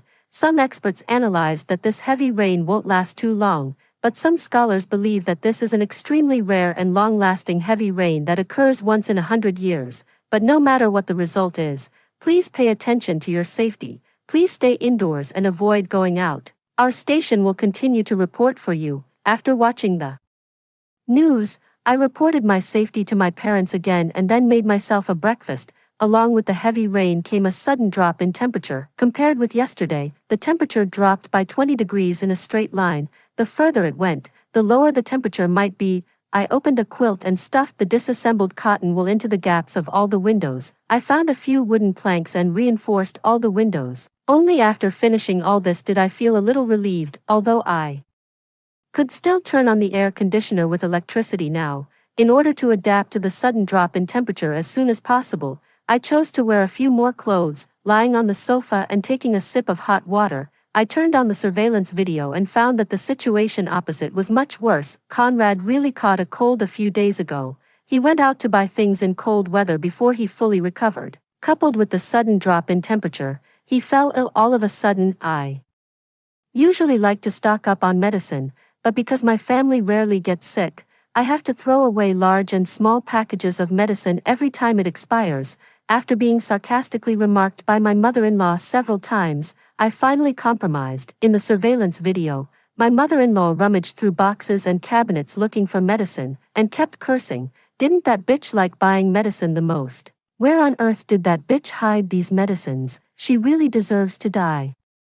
Even when she's dead, she still makes people worry." Conrad was wrapped in a quilt and kept coughing. "Mom, hurry up and ask in the group if other families have any medicine. We should buy more medicine and stock up on it. The temperature will get lower and lower later." "Okay, sure." My mother-in-law quickly agreed and picked up her phone to start scrolling. The next second, my phone received a notification sound from the homeowners group. I clicked in and saw the message sent by my mother-in-law. 2104. Does anyone in your family have cold medicine? My son is sick and urgently needs cold medicine now. If you have any, please contact me as soon as possible. Within a few seconds, someone replied below. 1801. Hello, we have cold medicine at home, but not much. We can give you a few packs. 2104. What's the use of a few packs? Resident of 1801. How much does cold medicine cost? Don't be too selfish. There's no one in your family with a cold. What are you keeping the cold medicine for? The person from 1801 who kindly offered cold medicine was scolded, and they were so angry that they directly sent a voice message to scold back. Seeing this, other homeowners all pretended not to see the group messages. "Mom, do you want to kill me? Now look, no one is willing to give us cold medicine." Conrad was so angry when he saw the group messages that he coughed violently. 6. The heavy rain kept falling continuously. On the 7th day, the building completely lost water and electricity. At the same time, the water level had risen to the 5th floor, but the heavy rain still showed no sign of stopping. The residents on the lower floors could only pack up their things at home and move to the stairwells of the higher floors. However, the difficulties they had to face this time were not only the heavy rain but also the extremely low temperature. In the homeowners group, every day, you could see messages from the residents on the lower floors begging the residents on the higher floors to take them in, but no one ever replied. In the face of disaster, everyone chose to protect themselves, and soon, an even greater disaster was about to come. That was human nature. The heavy rain had been falling for a whole week. Many households had almost run out of food. Moreover, now there was no water, electricity, or internet. No one knew when this disaster would end. So, some people had the idea of stealing the supplies of the residents in the corridor. The residents living in the corridor were the first to be looted. in the face of hunger, morality was no longer important. Although I felt pity for their experiences, I knew that there were so many people that I couldn't save them all. I might even put myself in danger if I wasn't careful. After the water and electricity were cut off, my phone also lost its signal. However, the surveillance camera in the living room at home didn't need to be connected to the internet or plugged in, so I could still observe the situation of Conrad's family through the tablet. Unexpectedly, a week had passed. Without cold medicine, Conrad managed to pull through by himself. Now that there's no electricity, we can't even turn on the air conditioner. Aren't we going to freeze to death? In the video, my mother-in-law kept pacing back and forth, rubbing her arms vigorously. Old woman, stop moving around. We don't have much food. If you keep walking around, we'll consume it even faster. My father-in-law, as someone who had experienced hard times, still knew that moving less could reduce consumption. But it's so cold, they cut off the electricity without even giving a notice in advance. These heartless people, human joys and sorrows are not the same. I was eating self-heating rice, with warming patches on my body, and some fruits for dessert on the table. When I was bored, I could watch the downloaded TV dramas. When I sat for too long, I could get up and water the potted plants, except that I couldn't communicate with the outside world. My life was quite comfortable. Another week passed, and almost every household was running out of food. Every day, there would be crying and quarreling echoing in the corridor. On the 16th day after the heavy rain, someone rang the doorbell of my house. Noisy voices came from the crack of the door. Is anyone there? Do you have any extra supplies? We're really starving. If you have extra supplies, we can buy them from you with money. In addition, several cries of children also came intermittently through the crack of the door. I bit my lip and held my breath. It's not that I don't want to save them, I just really can't trust human nature in the apocalypse. There is no savior in the apocalypse, only fools with remaining humanity. After a few more violent knocks on the door, a woman's voice came, with sympathy in her tone. I think I've seen the resident of room 2205. She moved in on the first day of the heavy rain. She's probably starved to death at home by now. After a short silence, the group of people gave up knocking on the door, and the scattered footsteps gradually faded away. I could only apologize silently in my heart. 7. On the 25th day, some people in the building started to starve to death. The continuous crying sound spread to every corner of the quiet corridor, but the heavy rain was still falling. The water level had risen to the 7th floor. The fresh vegetables and fruits started to rot, and I just buried them in the soil as fertilizer. Before my canned fruits were all eaten up, a new crop of strawberries would grow. I couldn't eat anything with a strong smell either because hunger would magnify people's sense of smell. Even a little bit of food with a smell might expose me. After simply eating some bread and milk, I turned on the surveillance video again. Since there was no electricity and the air conditioner couldn't be turned on, my mother-in-law fell ill. For an elderly person, even a common cold was difficult to recover from. Until now, my mother-in-law had been coughing non-stop. Cough, cough. Conrad, Mom wants to drink some hot water. In the video, Conrad, who was lying on the sofa, looked impatient. Mom, the natural gas can't be used anymore. Where can I get hot water for you? Hearing this, my mother-in-law sighed. It's still better in our hometown. Once the firewood is burned, we can eat hot meals. I moved to the city to help you fight for the house. But now I can't even have a sip of hot water. Did you do it for me? You just came here to enjoy the good life, right? Besides, the terrain in our hometown is so low. It was flooded on the first night of the heavy rain. My mother-in-law's lips twitched a few times after being retorted. Then she said angrily, "What's wrong? Do you want me to die sooner? Do you wish that I was drowned in our hometown now so that no one would share the food with you?" Conrad defended himself helplessly. "Mom, that's not what I meant." My father-in-law, who had been resting with his eyes closed, interrupted. Stop it, both of you, say less, hold on a little longer, it'll be okay." After getting through these 2 months, another week passed, and there were gradually no more sobbing sounds in the corridor. On the one hand, people had recognized the reality that crying was completely useless. On the other hand, they had been hungry for too long and didn't have the strength to cry anymore. Some families that had pets had desperately killed their pets in despair. The shrill screams echoed in everyone's ears, but no one spoke out against it. Everyone was so hungry that their eyes turned red. and they couldn't wait to rush forward and fight for a piece of meat. I stood in front of the one-way glass window and watched all this happen indifferently. This was the first drop of blood in the apocalypse. It opened the chapter of the apocalyptic killing with life, when there were no animals to eat. Humans were also animals. On the 39th day, I encountered a problem, since the urban system collapsed. The sewers in the bathroom, kitchen, etc., were blocked, and if I left my daily garbage indoors, it would produce a smell. So, for the past 38 days, I had been putting the garbage into garbage bags and then throwing it into the turbulent water downstairs in the middle of the night, quietly eliminating the traces of the garbage I produced along with the water flow. But just when I got up today, I suddenly heard a cry of surprise coming from the opposite building. Look, this garbage bag is full of packaging bags of all kinds of food. It must have been thrown by someone last night.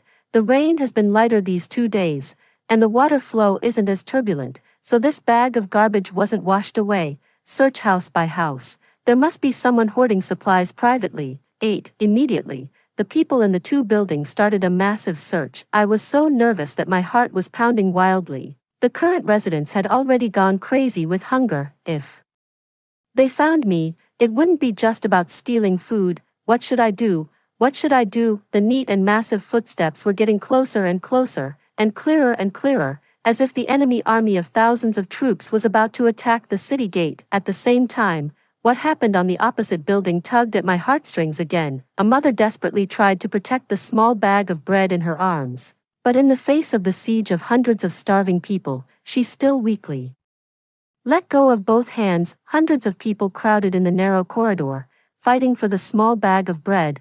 In the chaos, the mother was unfortunately pushed out of the window and fell into the surging water. Amid the shrill and mournful cries of the little girl, the mother gradually sank into the water. In an instant, a life was gone, and the robbers didn't even spare a glance for it. I held my trembling hands. I absolutely couldn't be discovered. I ran to the kitchen and picked up 2 kitchen knives. Even at the last moment, I had to fight for a way to survive. Just as I picked up the kitchen knives and rushed out of the kitchen, I suddenly stopped in my tracks. Then, I slowly retreated to the kitchen and stared at the refrigerator covered with maggots. My chance of survival had appeared. There were 2 steaks in the refrigerator that I had forgotten. After the power was cut off, the ice cubes in the refrigerator melted quickly, and all kinds of microorganisms multiplied.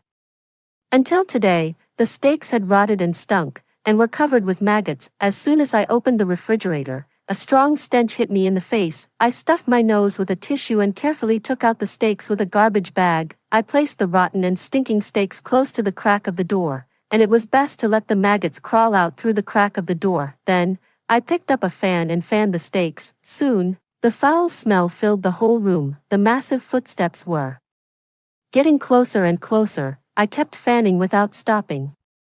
Even though my hands started to feel weak and powerless, I still fanned mechanically. Just as I was about to run out of strength, they arrived. The footsteps stopped abruptly when they were close to the door. No need to search this house. The corpse is already stinking. The tone was contemptuous and indifferent, but for me at this moment, it was like the sound of nature. My legs were too weak to stand, and I leaned against the wall and walked to the sofa in the living room to sit down. Just as I recovered, I heard a familiar sound coming from the opposite building again. Through the one-way glass, I saw a large group of people surrounding room 2104. I turned on the tablet and brought up the surveillance. The first thing I saw was a bloody scene. In the picture, the door of the house had been violently smashed open, and the crowd swarmed into the house. Conrad, my father-in-law, and my mother-in-law stood at the door holding kitchen knives, slashing randomly at the people who wanted to come in. Blood splattered all over the walls. Although there were a large number of people at the door, they had been hungry for a long time. Moreover, no one was willing to be the first to take the lead and work for others' benefits. So, after the first person was cut and injured, the others hesitated and didn't dare to step forward. The situation fell into a stalemate. Suddenly, someone pushed the person who had just been cut and injured out and used him as a human shield. The others hid behind him and pushed their way in. The first person let out screams of pain when he was cut and soon fell silent, but at the same time, the people outside the door also successfully broke into the living room, taking advantage of their numerical superiority. Conrad, his father, and his mother were soon pushed to the ground like rats passing through everyone started to search for the supplies in the house in a chaotic manner. For a small piece of chocolate, everyone fought each other, and blood flowed. When the mother-in-law saw the dry food hidden in the mattress being found, she roared and rushed forward to stop them. She didn't know who kicked her, and her lower back hit the tea table directly. She couldn't stand up anymore. The father-in-law slumped on the ground, holding a knife and threatening, "Stop, all of you stop, you bunch of bandits, robbers." However, no one listened to him, and even the kitchen knife in his hand was snatched away. Seeing that everyone was about to leave after dividing up the food in the house, Conrad quickly pulled out the fruit knife on the tea table and stabbed it straight at the last person, shouting, "I'll fight you, I'll fight you." After being stabbed, the man knelt down on the ground in pain. His companions saw this and kicked Conrad to the ground several times. They snatched the fruit knife from his hand and stabbed his stomach wildly dozens of times. The dark red blood spurted out from the wound instantly, like a small fountain, spurting higher and higher each time. The intestines mixed with blood gushed out, and like a deflated doll, his stomach gradually collapsed. "Damn it, we were going to let you off originally. You really don't know what's good for you." This time, no one stopped them anymore. Everyone was still busy going to the next house. The father-in-law leaned against the wall and walked up to his son. His old hands trembled as he wanted to cover his son's wound, but he couldn't bring himself to do it. "Dad, I don't want to die. I don't want to die. Please save me, save me," Conrad roared excitedly, and the blood gushed out violently with his movements. The father-in-law quickly ran back into the house, found a few strips of cloth, and firmly wrapped them around his son's stomach. "Conrad, in this new life, you haven't lived a good life either." Hearing my voice, the three people in the house were all shocked. "Fiona, you're not dead.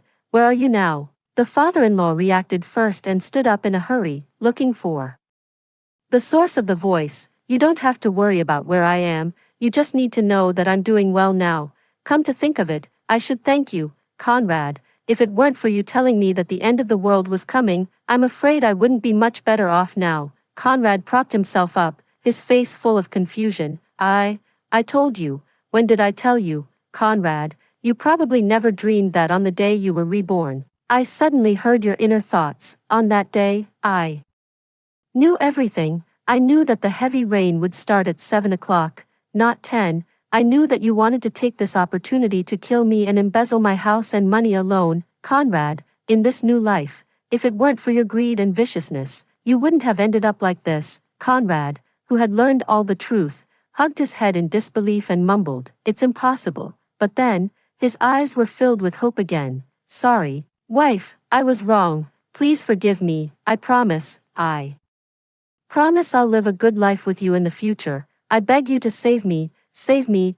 I'll be your servant when I'm better." I chuckled and told the cruel truth. "Conrad, you won't get better. Can't you see? There's a big hole in your stomach, and all your intestines are leaking out. You're not going to make it." 10. With my words, Conrad looked down at his stomach. During his struggle, the blood-soaked cloth strips loosened slightly. The white intestines rushed out one after another, and the blood gushed out in waves. "I'm not going to make it. I'm not going to make it."